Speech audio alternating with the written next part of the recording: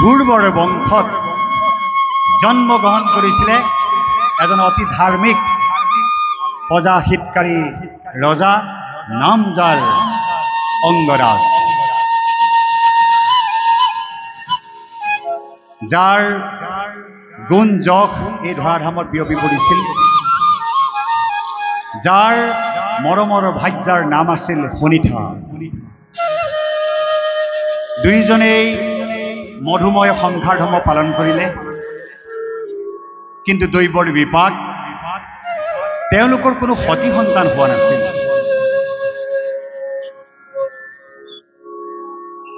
সন্তান নোহোৱাৰ কাৰণে ৰাজ্যত বিভিন্নজনে তেওঁলোকক ককৰ্থনা কৰিবলৈ ধৰিলে।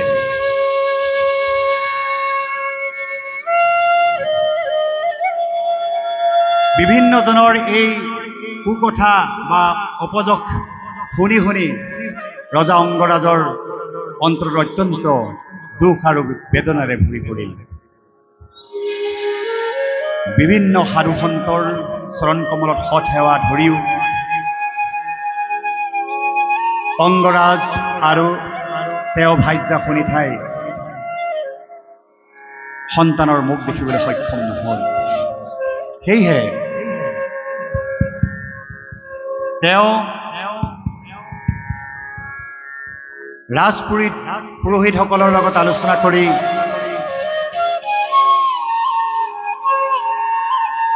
এভাগ যজ্ঞ পতাৰ কথা চিন্তা কৰিলে।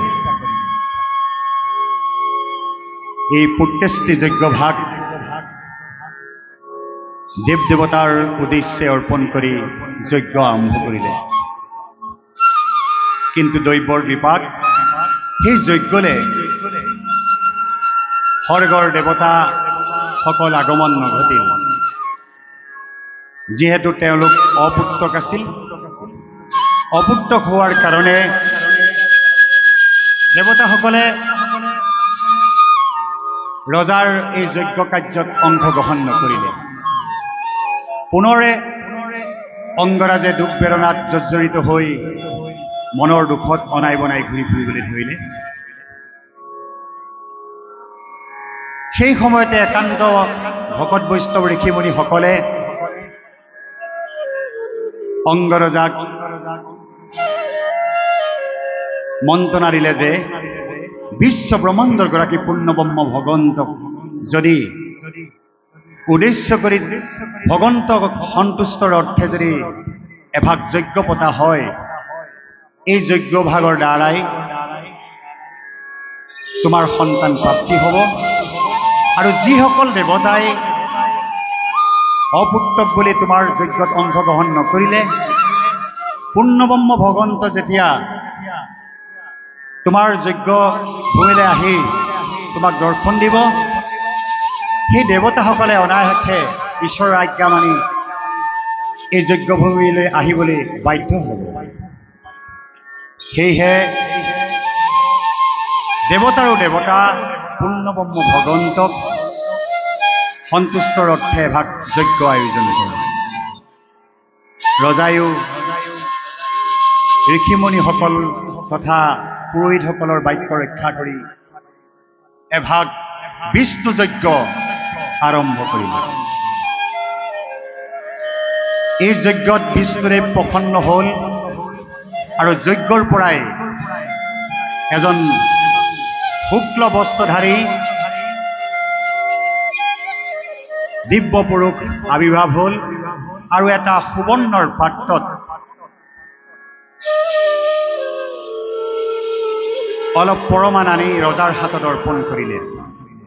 মহাৰাজ, পুত্ৰ শোকত জৰ্জৰিত হৈ আপুনি আপোনাৰ জীৱনৰ বহু সোণালী দিন পাৰ কৰি দিলে। এই পৰমানমুঠি আপোনাৰ ভাৰ্যাক শ্ৰদ্ধা ভক্তিৰে গ্ৰহণ কৰিবলৈ ক'ব। আপোনাৰ এটি পুত্ৰ সন্তান লাভ কৰিব পাৰিব। ৰজায়ো সেই পৰমানমুঠি ভাৰ্যা শোণিঠাক অৰ্পণ কৰিলে আৰু শোণিঠাই সেই পৰমানমুঠি গ্ৰহণ কৰিলে। দিন বাগৰাত সেই শোণিঠাৰ গৰ্ভত এটি সন্তান জন্ম লাভ কৰিলে, যাৰ নাম বেন। জন্ম হোৱাৰ পাছতেই বেন এনেকুৱা এটি দুৰ্দান্ত স্বভাৱলৈ ৰূপান্তৰিত হ'ল। শিশুকালতেই নানা অন্যায় অত্যাচাৰত জৰ্জৰিত কৰিব বাবে তেওঁ বিভিন্ন শিশুসকলক অন্যায় কৰিবলৈ ধৰিলে, অত্যাচাৰ কৰিবলৈ ধৰিলে, প্ৰজাক শান্তিত থাকিবলৈ নিদিলে। প্ৰতিদিনেই কাৰোবাক নহয় কাৰোবাক তেওঁ বেয়া ব্যৱহাৰ কৰি আঘাত কৰিবলৈ ধৰিলে। বেনৰ এনেকুৱা স্বভাৱ দেখি পিতৃ অংগৰাজৰ মনত অত্যন্ত দুখ লাগিল, কাৰণ বহু কষ্টৰ অন্তত এটি পুত্ৰ সন্তান লাভ কৰিছিল, কিন্তু সন্তানটো ইমান দুষ্ট, ইমান অত্যাচাৰী। কোনোবা শিশু যদি পুখুৰীৰ পাৰত উমলি আছিলে, বেনে বটা মাৰি পানীলৈ পেলাই দিয়ে, কাৰোবাৰ ঘৰত জুই লগাই দিয়ে। এনেকুৱা নকৰিবলগীয়া কিছুমান অপকৰ্ম কৰি পিতৃৰ মান যশ খ্যাতি সকলো নষ্ট কৰি পেলালে। কিন্তু যিজন ৰজা অত্যন্ত ধাৰ্মিক, তেওঁৰ ঘৰত এনেকুৱা এটা সন্তান জন্ম হ'ব বুলি তেওঁ ভবাই নাছিল।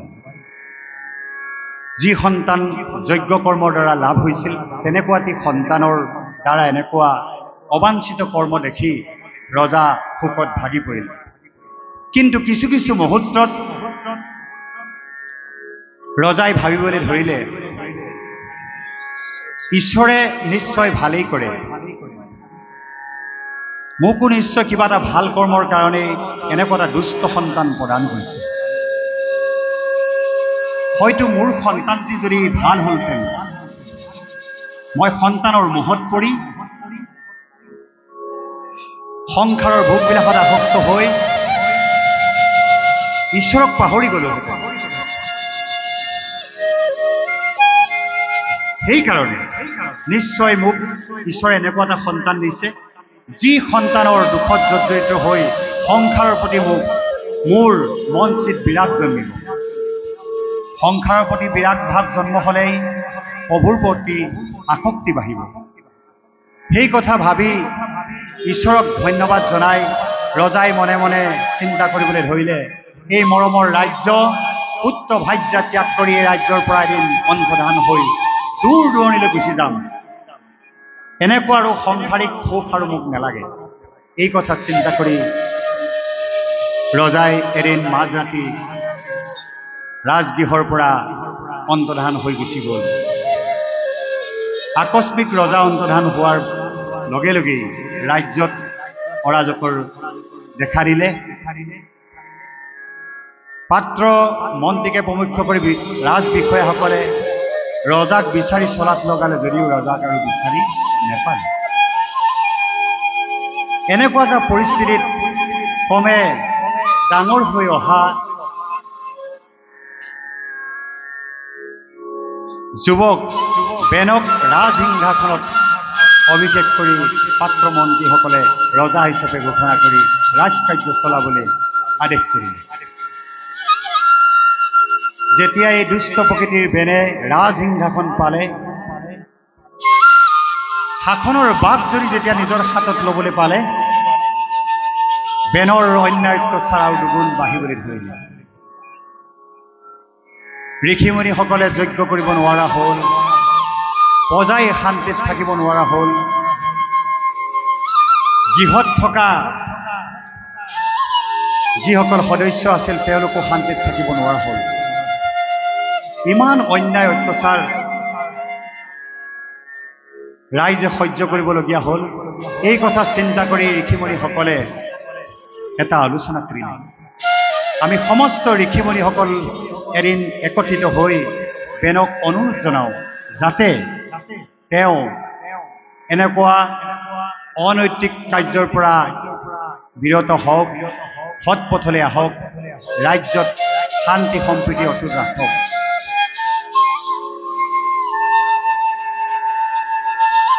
ৰাজসভাত যেতিয়া পুৰোহিতসকলে আৰু ঋষিমুনিসকলে বেনক যেতিয়া এই সৎ উপদেশ দিলে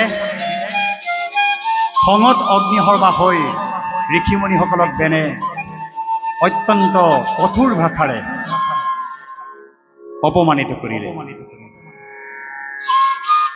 ঋষিমুনিসকলৰ মনত সন্তাপ পাই ক্ৰোধত বশৱৰ্তী হৈ ঋষিমুনিসকলে বেনক অভিশাপ দি বধ কৰিলে। যেতিয়াই বেনৰ জীৱন নাশ হ'ল, পুনৰ ৰাজ্যত অৰাজকে দেখা দিলে। ৰাজ্যত যেতিয়া ৰজা নাইকিয়া হয়, চোৰ ডকাইত বা শত্ৰু ৰাজ্যই আক্ৰমণ কৰে, ঠগ প্ৰবঞ্চকৰ সংখ্যা বাঢ়িবলৈ ধৰিলে। এনেকুৱা এটা পৰিস্থিতিত ৰজাই পুনৰ শংকাত ভুগিবলৈ ধৰিলে। ৰজা প্ৰজাই সকলোৱে এটাই চিন্তা, যি সময়ত ৰজা আছিল সেই সময়তো শান্তিত জীৱন নিৰ্বাহ কৰিবলৈ নাপালোঁ, আৰু ৰজা যেতিয়া নাই তেনেকুৱা এটা অৱস্থাতো প্ৰজাই শান্তিত দিন কটাব পৰা নাই। অন্যায় অত্যাচাৰ, হত্যা লুণ্ঠন, চোৰ ডকাইতকে প্ৰমুখ্য কৰি অন্য ৰাজ্যৰ শত্ৰুৱে আক্ৰমণ কৰিছে। এনেকুৱা ভয় শংকাৰ মাজত পুনৰ ঋষিমুনিসকলে আলোচনা কৰি এটা সিদ্ধান্তলৈ উপনীত হ'ল যে কি উপায়েৰে পুনৰ ৰাজসিংহাসনত এজন ৰজা অভিষেক কৰি বহুৱাই পুনৰ শান্তি ৰাজ্য প্ৰতিষ্ঠা কৰিব পাৰি। এই কথা চিন্তা কৰি সাধনালব্ধ ঋষিমুনিসকলে এই বেনৰ দেহাটোকে মন্থন কৰি এটি দেৱশিশু সৃষ্টি কৰাৰ কথা চিন্তা কৰিলে। অত্যাচাৰী বেনৰ সেই নিথৰ দেহটো নাভিৰ তলৰ অংশ অৰ্থাৎ জংঘাত মন্থন কৰাত এটি অতি ভয়ানক দুষ্ট প্ৰকৃতিৰ কলা ৰঙৰ এজন ব্যক্তি জন্ম হ'ল, যাৰ নাম বাহু। যিজনৰ আচৰণ অতি ভয়ানক, যাক দেখাৰ লগে লগে ঋষিমুনিসকলে নিশ্চিত ই দুষ্ট প্ৰকৃতিৰ লোক হ'ব বুলি ঘোষণা কৰিলে। যাৰ ফলশ্ৰুতিত সেই ব্যক্তিজন কালক্ৰমত নিখাত বংশৰ অধিপতি হ'ল। তেওঁ আচৰণ দেখি ঋষিমুনিসকলে আজ্ঞা কৰিলে, তই বনতে থাকিবি, বনত থাকি ব্যাধৰ দৰে কৰ্ম কৰি জীৱন নিৰ্বাহ কৰিবি। সেই ব্যক্তিজনৰ বংশতে নিখাত জাতি সৃষ্টি হ'ল বুলি শাস্ত্ৰই ঘোষণা কৰিছে। আৰু তাৰ পাছতেই ঋষিমুনিসকলে আকৌ এবাৰ বেনৰ দেহটো মন্থন কৰিবলৈ পুনৰ চেষ্টা কৰিলে। আৰু এই ক্ষেত্ৰত আপোনাসৱে এটা সংশয় হোৱাটো আপোনাসৱৰ স্বাভাৱিক, যিহেতু সাগৰ মন্থনত যেনেকৈ প্ৰথমতে কালকূট বিষ সৃষ্টি হৈছিল, যি কালকূট বিষৰ প্ৰভাৱত দেৱতা গন্ধৰ্ব কিন্নৰ দৈত্য দানৱ সকলো অচেতন হৈছিল। যি কালকূট বিষ শিৱই প্ৰাণ কৰি নীলকণ্ঠ নাম পালে, ঠিক তেনেদৰে বেনৰ গাত যি অসৎ স্বভাৱ, বেয়া পাপ পংকিলতা আছিল, এই সমস্ত এই নিখাত জাতিৰ অধিপতি যি বাহুক তেওঁৰ গালৈ গুচি গ'ল। যি শুদ্ধ সৎ গুণখিনি আছিল, সেই গুণৰ দ্বাৰা পুনৰ ঋষিমুনিসকলে বেনৰ দেহ মন্থন কৰি সোঁ বাহুৰ পৰা এজন দিব্য পুৰুষ সৃষ্টি কৰিলে, যাৰ নাম পিঠু, আৰু বাওঁ বাহুৰ পৰা লক্ষীৰ অংশস্বৰূপে অৰ্চি নামে এগৰাকী দিব্য কন্যা সৃষ্টি কৰিলে। আৰু দুয়োজনেই ঋষিমুনিসকলৰ আদেশত বিবাহ পাশত আবদ্ধ হ'ল। পুনৰ দুয়োজনে সংসাৰ ধৰ্ম পালন কৰিবলৈ আগবাঢ়িল। এই পৃথুৱে হৈছে ভগৱন্তৰ এটি অন্যতম অৱতাৰ, যি অৱতাৰত ভগৱন্তৰ পবিত্ৰ গুণনাম এই ধৰাধামত পোনপ্ৰথমবাৰৰ বাবে প্ৰচাৰ কৰিছিল। আমাৰ কীৰ্তন শাস্ত্ৰৰ চতুৰ্বিংশ অৱতাৰৰ তৃতীয় কীৰ্তন ভাগত উল্লেখ কৰিছে, অৰাজক ভৈলা নষ্ট হুৱে হবে পজা, দেখি তুমি পিথু নামে ভৈলা আদি ৰাজা। যিটো সময়ত এই ধৰাধামত অৰাজক সৃষ্টি হৈছিল, সেই সময়তেই এজন অতি ধাৰ্মিক ৰজা ঋষিমুনিসকলৰ দ্বাৰা শাসনভাৰ চলাইছিল, যাৰ নাম পৃথু, যিজনেই পোনপ্ৰথমবাৰৰ বাবে এই ধৰাধামত ঈশ্বৰৰ নাম গুণ প্ৰচাৰ প্ৰসাৰ কৰিছিল। অৰাজক ভৈলা নষ্ট হুৱে হবে প্ৰজা, দেখি তুমি পৃথু নামে ভৈলা আদি ৰাজা। আদি মানে প্ৰথম সেইজনেই ৰজা আছিল, যিজনে সকলো প্ৰজাকে ঈশ্বৰৰ দাসত্ব কৰিবলৈ শিকাইছিল, ঈশ্বৰৰ চৰণত শৰণ গ্ৰহণ কৰাবলৈ শিকাইছিল, নাম ধৰ্ম প্ৰচাৰ প্ৰসাৰ কৰাইছিল। কিন্তু এই পৃথু ৰজাৰ দিনতেই পূৰ্বৰ বেন ৰজাই কৰা পাপৰ কাৰণে, প্ৰজাবৰ্গই কৰা পাপৰ কাৰণে এনেকুৱা এটা অৰাজক সৃষ্টি হ'ল, ৰাজ্যত অন্ন বস্ত্ৰৰ অভাৱ ঘটিবলৈ ধৰিলে, দুৰ্ভিক্ষই দেখা দিলে, মাৰি মৰক উপচক্ৰই দেখা দিলে। ৰাজসিংহাসনত বহাৰ পাছতেই যেতিয়া ৰাজ্যত এনেকুৱা অৰাজক দুৰ্ভিক্ষই দেখা দিয়াত পৃথুৰ মনত শান্তি নোহোৱা হ'ল। সেয়েহে ঈশ্বৰৰ অংশস্বৰূপ তেওঁ এটি অৱতাৰ গ্ৰহণ কৰা এজন ব্যক্তি, সেয়েহে তেওঁ ধ্যানৰ যোগেদি গম পালে নিশ্চয় ক'ৰবাত কিবা অপৰাধ ঘটিছে।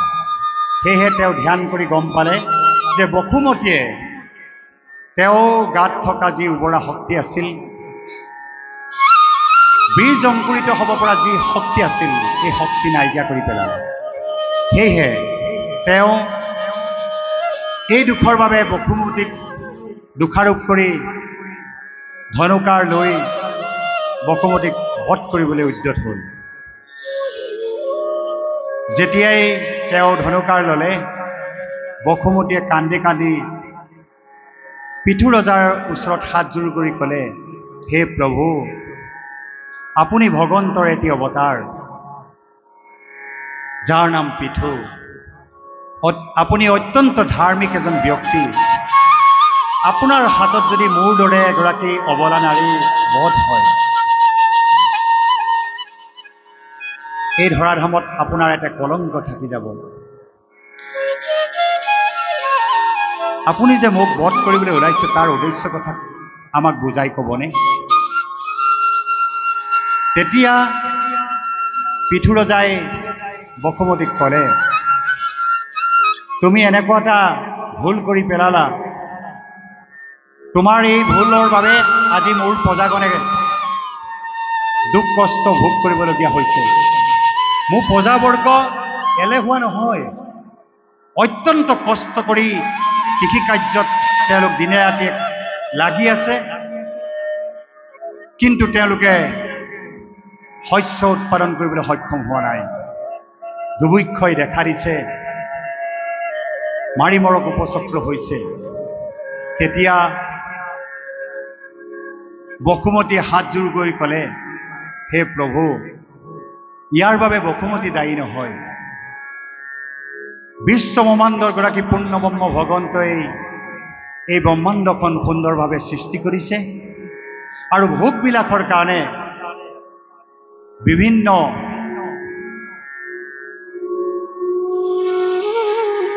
খাদ্য সম্ভাৰৰ যোগান ধৰিছিল। প্ৰকৃতিয়ে মনুষ্য উপভোগৰ বাবে গছ লতিকা ফল ফুলেৰে সমৃদ্ধ কৰি ৰাখিছিল, কিন্তু অল্পমতি মনুষ্যই ভোগবিলাকত আসক্ত হৈ ঈশ্বৰক পাহৰি পেলালে। কোনোদিনে ঈশ্বৰক ধন্যবাদ জনোৱা নাই। যেতিয়াই খাদ্য উৎপাদন হয় ঈশ্বৰক অৰ্পণা নকৰাকৈ নিজৰ ভোগবিলাকৰ কামত লগাই মহা তৃপ্তিৰে ভক্ষণ কৰে আৰু ঈশ্বৰক ধন্যবাদ নজনায়। যাৰ ফলশ্ৰুতিত ৰজাও অহংকাৰী হ'ল, ঈশ্বৰ নমনা হ'ল, প্ৰজাও ঈশ্বৰ নমনা হ'ল আৰু ঈশ্বৰক ধন্যবাদ নজনোৱাকৈ আহাৰ গ্ৰহণ কৰিবলৈ ধৰিলে। যাৰ ফলশ্ৰুতিত আজি দেশত অৰাজক হৈছে, দুৰ্ভিক্ষই দেখা দিছে, অন্ন বস্ত্ৰৰ অভাৱ ঘটিছে। সেয়েহে পুনৰ যদি ঈশ্বৰক সন্তুষ্ট কৰিব পৰা যায় এই দুৰ্ভিক্ষ নাইকিয়া হ'ব। বসুমতী পুনৰ শস্য শ্যামল হৈ পুনৰ ঠন ধৰি উঠিব। শাস্ত্ৰত এষাৰ কথা আছে, প্ৰভু সমস্ত ব্ৰহ্মাণ্ডৰ যত দ্ৰব্য তোমাৰেখে হয়, অৰ্পণা নভৈলে কিছু ফল নধৰে। ভগৱন্তই দিয়া প্ৰত্যেকটো বস্তুৱেই আমি যদি ঈশ্বৰক অৰ্পণ নকৰাকৈ ভক্ষণ কৰোঁ তেতিয়া পাপ ভক্ষণ কৰা হয়। তেতিয়া আমাৰ ভোগবিলাকৰ বস্তুবিলাক ঈশ্বৰে হৰণ কৰি লৈ যায়। সেইকাৰণে ঈশ্বৰে দয়া পৰৱশ আমাক যি অন্ন অৰ্পণ কৰিছে, খাদ্য সম্ভাৰ অৰ্পণ কৰিছে, ঈশ্বৰৰ চৰণত অৰ্পণ নকৰাকৈ আমি কেতিয়াও ভক্ষণ কৰিব নেলাগে। শাস্ত্ৰই অমুক বাণী আমাৰ বাবে এৰি থৈ গৈছে। ইয়াৰ পাছতেই বসুমতীয়ে হাতযোৰ কৰি ক'লে, হে মহাৰাজ পৃথু, আপুনি ঋষিমুনিসকলক লগত লৈ শাস্ত্ৰসন্মতভাৱে এভাগ যজ্ঞ কৰক আৰু ভগৱন্তক প্ৰাৰ্থনা জনাওক যাতে মোৰ গৰ্ভত লুকাই থকা সেই বীজবিলাক পুনৰ অংকুৰিত হৈ এখন সুন্দৰ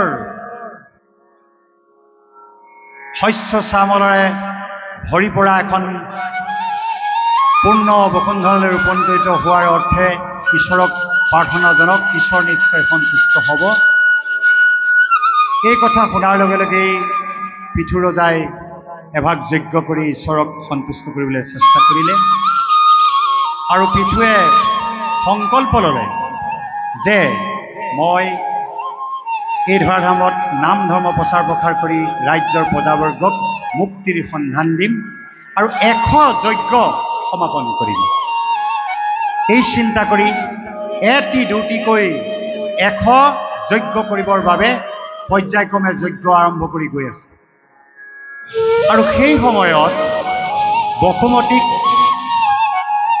দয়া পৰৱশ পৃথু ৰজাই মৰমেৰে নিজৰ কন্যাৰ দৰে সন্মান যাচিলে আৰু নিজ কন্যাৰ দৰে এই যে মৰম যাচিলে, সেইদিনা ধৰি পৃথুৰ কন্যা হিচাপে বসুমতীৰ আন এটা নাম পৃথিৱী, অৰ্থাৎ সেইদিন ধৰিয়ে আমাৰ এই বসুমতীৰ অন্য এটা নাম পৃথিৱী হ'ল। পৃথুৰ আজ্ঞাত পৃথুৰ দ্বাৰা এই সন্মান প্ৰাপ্তি হৈছিলে বসুমতীয়ে। যিদিনাৰ পৰা পৃথুৱে কন্যা হিচাপে তেওঁক গ্ৰহণ কৰিলে, সেইদিনাৰ পৰাই বসুমতীৰ আন এটা নাম পৃথিৱী। ইয়াৰ পাছতেই পৃথুৱে ৰাজ্য শাসন কৰি পৰ্যায়ক্ৰমে যজ্ঞবিলাক আগবঢ়াই লৈ গৈ আছিল। এটা সময় আহিল, ইন্দ্ৰই তেওঁক যজ্ঞ কৰা দেখি ক্ৰোধত বশৱতী হৈ যজ্ঞৰ ঘোঁৰা হৰণ কৰিবলৈ ধৰিলে। কাৰণ ইন্দ্ৰই 100 যজ্ঞ সমাপন কৰি শতকেতু উপাধি লাভ কৰি থৈছিল। ইন্দ্ৰৰ সেই পূৰ্বৰ মান যশ নষ্ট হ'ব বুলি ভাবি যদি পৃথুৱে 100 যজ্ঞ সমাপন কৰে, ইন্দ্ৰ সেই ক্ষেত্ৰত অপমানিত হ'ব। এই কথা চিন্তা কৰি এটা বিকৃত ৰূপ ধাৰণ কৰি পৃথুৰ যজ্ঞৰ ঘোঁৰা বাৰে বাৰে অপহৰণ কৰিবলৈ ধৰিলে।